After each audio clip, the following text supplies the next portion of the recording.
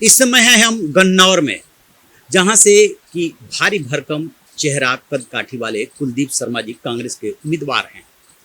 इस सीट की चर्चा पूरे हरियाणा में हो रही है। हम उनसे जानना चाहेंगे कि इस बार ऐसा क्या खास है, आपका लंबा राजनीतिक तजुर्बा है जो और चुनाव से इस चुनाव को अलग बनाता है। देखिए, मेरा ये मानना है कि हरियाणा में कांग्रेस की लहर चल रही है और शायद हमारी आशा से ज्यादा कांग्रेस की सीटें आने वाली। गन्नौर इसलिए अलग है कि गन्नौर के अंदर भारतीय जनता पार्टी की 10 साल सरकार रही है। डबल इंजन ट्रिपल इंजन लगे हुए थे, लेकिन डबल और ट्रिपल इंजन की सरकार यहाँ पर कोई करामात नहीं दिखा पाई। विकास नहीं हुआ, बल्कि जो विकास हमने किया था वो सब टूट फूट गया। और गन्नौर जो हमने एक शहर का रूप दिया था, आज वो गन्नौर फिर विकास के लिए तरस रहा है। तीसरी बात यह है कि यहाँ पर जो मुकाबला है वो त्रिकोणीय हो चुका है। भारतीय जनता पार्टी का और हमारा सीधा मुकाबला है, बीच में कोई वोट काटू भी खड़े हैं, और इस प्रकार से ये इंटरेस्टिंग चुनाव बन गया। इस चुनाव में काफी सरगर्मी हो गई गन्नौर में। भूपेंद्र सिंह हुड्डा, दीपेंद्र हुड्डा, उसके बाद राहुल गांधी का आना, इसे किस रूप में देखते हैं कि आखिरकार ऐसा क्यों हो रहा है? देखिए, ये कॉन्स्टिट्यूंसी में एक बार चौधरी भूपेंद्र सिंह हुड्डा हैं, एक बार दीपेंद्र सिंह हुड्डा हैं, दोनों पार्टी के स्टार प्रचारक हैं।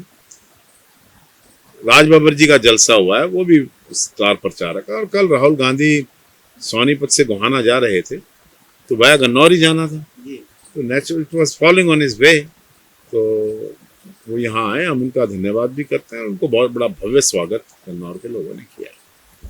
एक बात बताइए कि आखिरकार यदि आपसे कहा जाए या कांग्रेस पार्टी से कहा जाए कि आप वो 3 मुद्दे बताइए जिन पे कि ये चुनाव एकदम फोकस हो रहा है। एक तो बहुत हैवी ह्यूज एंटी इनकम्बेंसी है बीजेपी के 10 साल राज के खिलाफ, क्योंकि किसानों के खिलाफ, पहलवानों के खिलाफ, अग्निवीर में नौजवानों के साथ, कर्मचारी और व्यापारी के साथ, और साथ में भ्रष्टाचार और महंगाई, ये एक बहुत बड़ा मुद्दा बन चुका है। और भारतीय जनता पार्टी इन सब मुद्दों में फेल हो गई है। एक तो ये बात है। दूसरी बात ये है कि हरियाणा एक बदलाव चाहता है। हरियाणा चाहता है कि एक बार फिर से विकास की बयार आए, एक बार फिर विकास हो। इसलिए हरियाणा के लोग विकल्प के रूप में, क्योंकि INLD और जननायक जनता पार्टी और आम आदमी पार्टी का हरियाणा में कोई अस्तित्व नहीं है, सिर्फ कांग्रेस का और बीजेपी का सीधा मुकाबला है। तो इस मुकाबले में जहां बीजेपी को रिप्लेस करके बदलाव करना चाहते हैं, लोग कांग्रेस को लाना चाहते हैं। अच्छा, हरियाणा में जो चुनाव होता है, जैसे यूपी बिहार का एकदम अलग तर्ज पे चुनाव होता है, तो इसमें कास्ट इक्वेशन मायने रखेगा या सिर्फ विकास का मुद्दा चलेगा, सिर्फ किसानों का मुद्दा चलेगा? नहीं, विकास का भी मुद्दा है, किसान का भी मुद्दा है, और जातिवाद और धर्म के नाम पर भारतीय जनता पार्टी सदैव राजनीति हरियाणा में करती रही। हमारे भाईचारे को बिगाड़ने में इन लोगों ने कोई कसर नहीं छोड़ी, तो ये भी हमारे लिए मुद्दे हैं। ये मुद्दे हैं। एक बात और आ रही है कि यदि कुलदीप शर्मा जी जीते तो फिर उनको बड़ी जिम्मेदारी मिलेगी, तो क्या लोग ये सोच करके वोट करेंगे? देखिए, सिर्फ विधायक नहीं चुन रहे हैं। नेचुरल बात है। मैं पहले विधानसभा का अध्यक्ष रहा हूँ। विधानसभा अध्यक्ष तो लेजिस्लेचर की टॉप पोस्ट होती है, तो लोगों की आशाएं भी हैं। और जब मैं विधानसभा का अध्यक्ष रहा, यहाँ पर अभूतपूर्व विकास हुआ है, तो आशाएं और बढ़ गई हैं। जब कांग्रेस की सरकार आ रही है, तो कांग्रेस की सरकार में चौधरी भूपेंद्र सिंह हुड्डा उसका नेतृत्व करने जा रहे हैं, तो लोगों का नेचुरल ये है कि भी अगर हम कुलदीप शर्मा को बनाएंगे तो सरकार में साझा होगा, कुलदीप शर्मा जी को बड़ा जिम्मेवारी मिलेगी, और हमारे हल्के का विकास में और रोजगार में हिस्सा मिलेगा।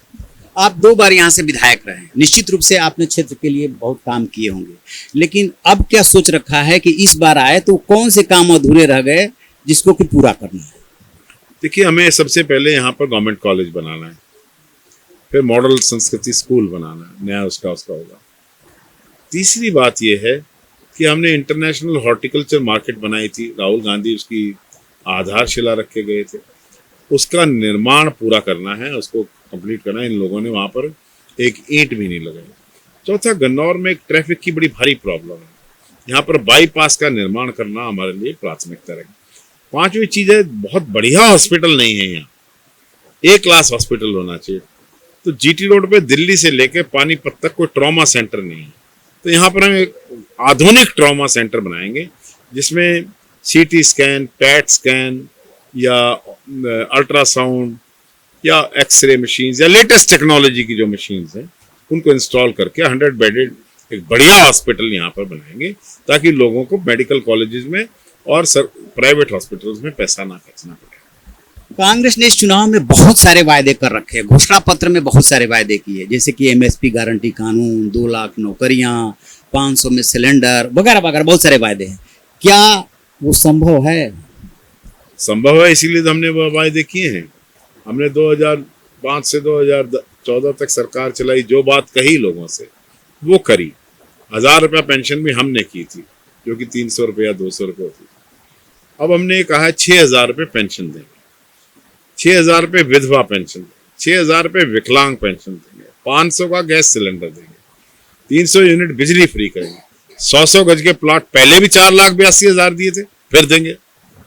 हमने जो बात पहले कर रखी है हम उन्हीं बातों को दोहरा रहे हैं कि हमने पहले जो काम किए हैं, लोगों का विश्वास है कि पहले भी काम कांग्रेस ने किया था, आज भी जो कांग्रेस प्रॉमिस कर रही है वो जरूर पूरा करेंगे। चलिए ऐसा ही हो। ये थे कुलदीप शर्मा जी, जिन्होंने बताने की कोशिश की है कि जब हम फिर से चुन करके आएंगे तो क्या करने वाले हैं गन्नौर के लिए, और गन्नौर में काफी कुछ किया है, आगे भी करेंगे, और जो वायदे कर रखे हैं कांग्रेस ने उसे हर हाल में पूरा करेंगे।